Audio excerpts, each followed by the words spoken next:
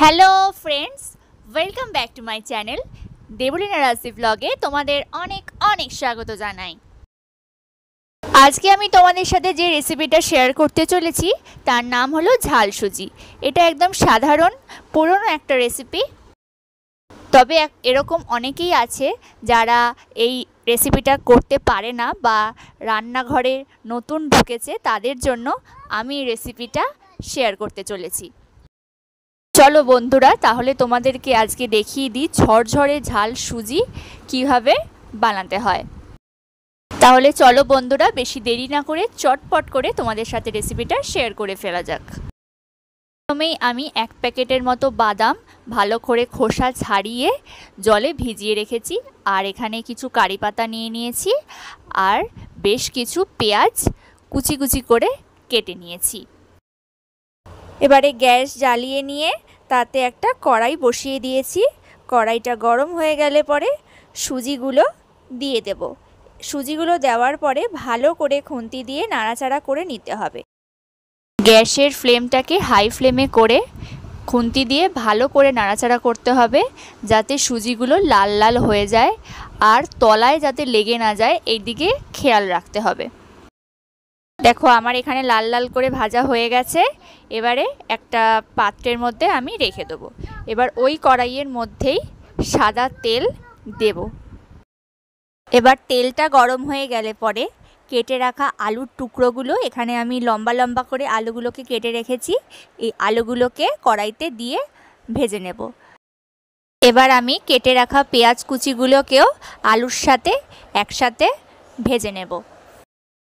এখানে আলু আর পেঁয়াজটা ভাজার সময় সামান্য নুন দিয়ে দিতে হবে। নুনটা এখানে তোমরা তোমাদের পরিমাণ মতোই দেবে।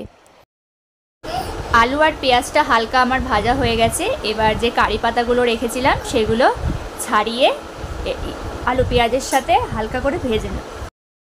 কারি পাতাগুলো আমার ভাজা হয়ে গেছে। এবার যে বাদামগুলো আমি ভিজিয়ে রেখেছিলাম সেইগুলোকে কড়াইতে দিয়ে ভালো করে ভেজে নেব।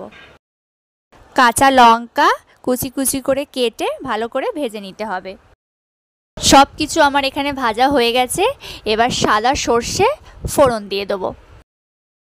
এবারে আমি যে একটা পাত্রের মধ্যে সুজি ভেজে তুলে রেখেছিলাম আলাদা করে, সেটা এবার কড়াইতে দিয়ে ভালো করে সবজিগুলোর সাথে মিশিয়ে নিতে হবে। সুজিটাকে সবজিগুলোর সাথে ভালো করে মেশানো হয়ে গেলে পরিমাণ মতো জল দিয়ে দিতে হবে। জল দেওয়ার পরে ভালো করে খুন্তি দিয়ে নাড়াচাড়া করে নিতে হবে। জলটা ফুটলে পরে বেশ খানিকটা ঘি এই সুজির ওপর থেকে ছড়িয়ে দিতে হবে।